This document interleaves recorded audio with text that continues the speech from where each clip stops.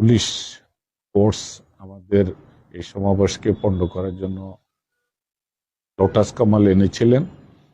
আমরা সেদিন ব্যাপক জনবল আমাদের থাকায় তারা বল প্রয়োগ করেছে, আমরা সেটা প্রতিহত করেছি।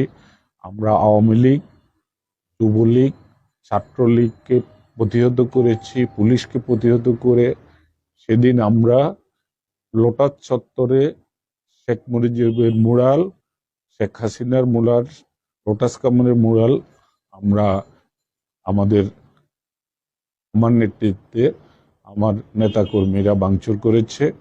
100 ফিট লম্বা একটি নৌকা তারা তৈরি করেছিলেন খুব কারুকাজ করে, সেই নৌকা ভাঙা হয়েছে। এবং আমরা সারা বাংলাদেশে জাতীয়তাবাদী শক্তিকে আমরা জাগ্রত করেছি, আমরা শক্তি জুগিয়েছি, সাহস জুগিয়েছি। এর আগে মানুষ ঘর থেকে বের হতে চিন্তা করত পুলিশের ভয়, আওয়ামী সন্ত্রাসীদের ভয়, ছাত্র লীগ, হেলমেট লীগের ভয়, মানুষ বের হতো না। তারপরে মানুষ বের হওয়া শুরু করেছে। বিভাগীয় সমাবেশে লক্ষ লক্ষ লোকের সমাবেশ হয়েছে। 28শে অক্টোবর পর্যন্ত আমরা সারা বাংলাদেশে অনেক কর্মসূচি আমাদের নেতা তারেক রহমানের নির্দেশে আমরা পালন করেছি।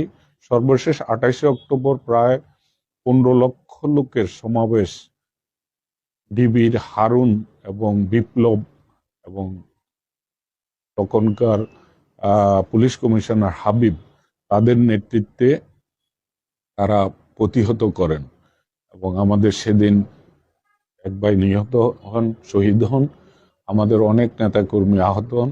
সেদিন আমাদের নাঙ্গলকোট থেকে, আমার নির্বাচনী এলাকা থেকে প্রায় 5,000 লোক এসেছিল। তারা দিক বিদিক ছুটাছুটি করেছেন, অনেকে গ্রেপ্তার হয়েছেন। আবার নরসিংদী ট্রেনে যাওয়ার সময় নরসিংদী ট্রেন থামিয়ে সেখানেও গ্রেপ্তার করা হয়েছে। নরসিংদী কারাগারে আমাদের অনেক লোক ছিল, কেরানীগঞ্জ কারাগারে অনেক লোক ছিল, কাশিমপুর কারাগারে অনেক লোক ছিল।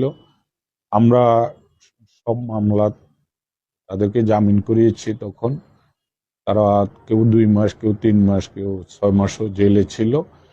যাই হোক, আমরা আল্লাহর কাছে শুকরিয়া আদায় করি, বৈষম্য বিরোধী ছাত্র আন্দোলনের মাধ্যমে আল্লাহর ফয়সালা করে দিয়েছেন, আমরা একটা স্বাধীনতা পেয়েছি। এই স্বাধীনতা 1971 সালের স্বাধীনতা থেকেও বেশি, কারণ পাকিস্তানি হানাদার বাহিনী, পাকিস্তানি শাসনামূল্য এত দুঃখ কষ্টের ছিল না, এত নির্যাতন নিপীড়নের ছিল না। শেখ হাসিনা 16 বছরের এই ক্ষমতায় থেকে আমাদের অনেক নেতা কর্মী, আমাদের অনেক সমর্থককে গায়েবী মামলা দিয়ে যে কষ্ট, যে নির্যাতন করেছেন।